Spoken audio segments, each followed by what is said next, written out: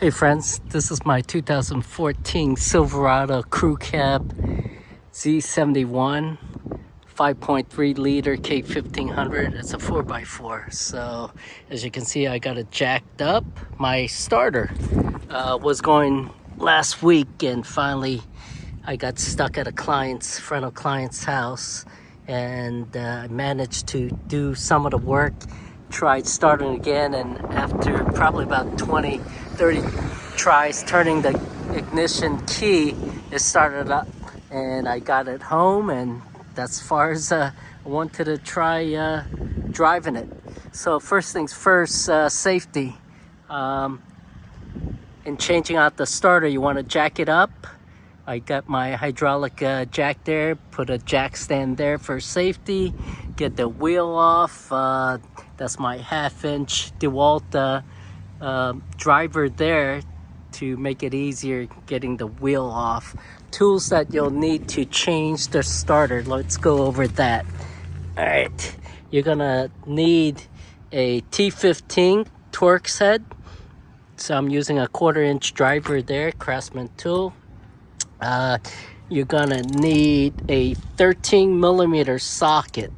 Okay, that's my 3/8-inch Craftsman driver there. Gonna need a 10mm open wrench. If you don't have one, we often misplace those 10mm. Use a little adjustable, and I got a 10mm socket there. And it turns out what you're gonna need the 10mm is to remove the bolt on the battery, negative side, negative. So on the Silverado, our batteries are on the passenger side, so you need to take off the negative cable there. It turns out I couldn't use the open wrench. This was a little corroded, so I live near saltwater, Gulf of Mexico, here on North Padre Island, Texas. So that was a little corroded. I ended up putting a socket just the right angle, made it and got it off easily. And just be careful when you get it off. You don't want to go touching the battery itself repeatedly, and you will get spark. So be careful messing around with the energized sources.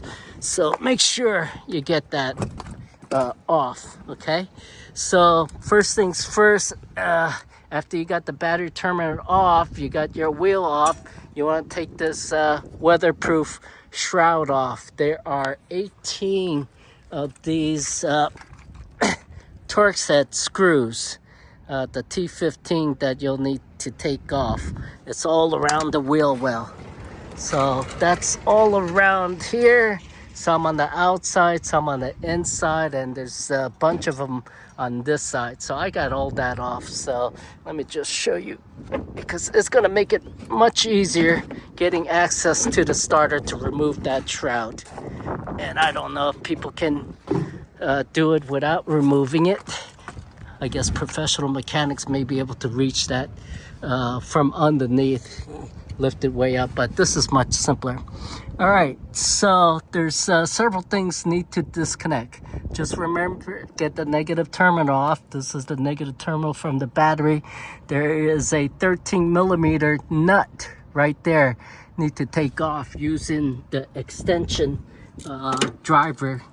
Like I said, I'm using 3/8-inch. Reach off there, make sure again the battery is disconnected. All right, the cable on the battery, and taking that off there. There's also a 10mm right here that holds part of the body of the starter. So those two things need to come off. And something else, when you start working on it, this is a heat shield. Okay, that needs to come off. And this cable, okay, electrical cable needs to come off. Okay, there is a red button that needs to be pulled out, red tab.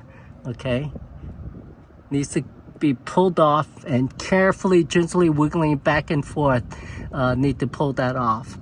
And let me just go back to this 13mm nut. Mine was rusted, so it was hard getting off. So I sprayed some WD-40, and that's the can you saw earlier, or whatever is your favorite lubricant to loosen things up. So I sprayed some WD-40, managed to get my 13mm socket on that. That loosened up. Okay, so 1, 2, 3 things you need to loosen up. Okay, after getting that off, let me just put this back because I'm complete with my install. Okay, and those are easy things to do, but it did take some time taking that cable off, probably without damaging the little clip, because that cable needs to stay on and not come off, or we're gonna have a hard time starting it back up.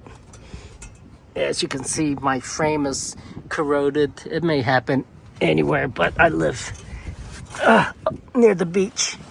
All right, now one thing some other YouTube people don't say, which side the starter's on. The starter on 2014 Silverado and probably many other pickup truck Chevy is going to be on the passenger side, right side. And here is the skid plate. The oil drain plug is here. Okay, driver's side. Over here, passenger side. So it's just going to be directly perpendicular with the wheel.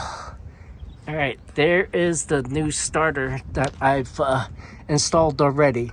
They're going to be 2 long bolts with a 13mm head right there. It's probably about, I'd say, 4-inch, 4.5-inch bolts that needs to be taken off, and it's not the obviously entire length that's screwed in, but those need to come off. Don't have to worry, that's not going to fall down readily, but need to be careful. The safety glasses, because loosening that up, there's always going to be some dirt and crap falling and want to protect the eye. And if you do get something in the eye, please don't rub it. Go rinse it out carefully. You don't want to damage the lens and get infections. Then that's going to require a doctor visit, and the weight and the cost, right? So those right there. Now probably the toughest thing in changing out, removing the old starter, was getting it out. This configuration is something. It's going to come out from the underside, not the side with the wiring and so forth, loosening up the 3 points of connection. It's going to come underside. Just need to jiggle around, okay? And the gear side is going to come out first. I haven't tried the other side, but the gear side. But it did take me some time trying to wiggle and maneuver the starter, old starter, to get it out. The new starter, once I learned the angles and so forth, went up there easy, okay? But getting it out, it's just gonna come out straight down between the frame and the bar here, okay? Just play around with it, wiggle around, and it's gonna come out this way, straight down. Okay, I suppose if you want to try it this angle, but I don't think it's going to happen because I did try it that angle, but this straight down worked the best. Now, installing the new starter, you are going to have to use 2 hands. Going to have to hold and lift up the starter up there while trying to find the holes for the bolts. And you know how to do that. Just wiggle the bolt around till you find the thread and hand tighten it without, you know, stripping the holes. But that's mounted there. Everything's connected. That is the new starter.